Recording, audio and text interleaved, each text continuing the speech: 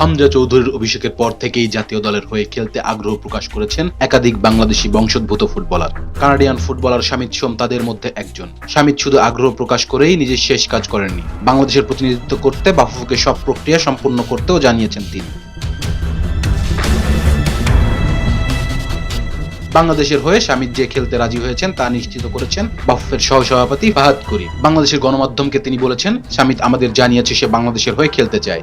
এখন পাসপোর্ট করতে কোন প্রক্রিয়া এগোতে হবে, কতদিন লাগবে এসব জানতে চেয়েছে সে। শামিত বাংলাদেশের পরবর্তী ম্যাচগুলোর বিষয়ে আমাদের থেকে জানতে চেয়েছে। বাংলাদেশের হয়ে খেলবে কিনা তা জানানোর জন্য এর আগে বাফুফের কাছে সময় চেয়েছিলেন শামিত।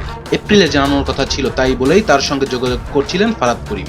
বাংলাদেশের জার্সিতে তাকে দেখা যাবে এমন আশা করে বাফুফের সহসভাপতি বলেছেন, তিনি যেহেতু সিদ্ধান্ত নিয়েছেন, আমরা আশা করি বাংলাদেশের জার্সিতে তাকে দেখতে পারবো।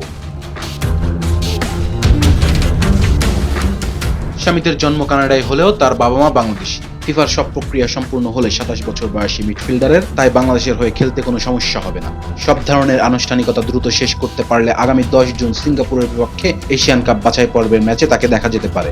বাংলাদেশের জার্সিতে খেলতে চাওয়া আগেই অবশ্য কানাডার হয়ে প্রতিনিধিত্ব করেছেন সামি। 2020 সালে কানাডার জার্সিতে 2টি ম্যাচ খেলেছেন তিনি। এর আগে অনূর্ধ্ব 20 ও 21 দলের হয়ে খেলেছেন সামি। বর্তমান কানাডিয়ান প্রিমিয়ার লিগের দল কালাভির এফসিতে খেলছেন তিনি।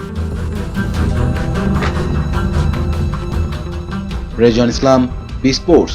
Please subscribe our channel to get more information about Cricket World.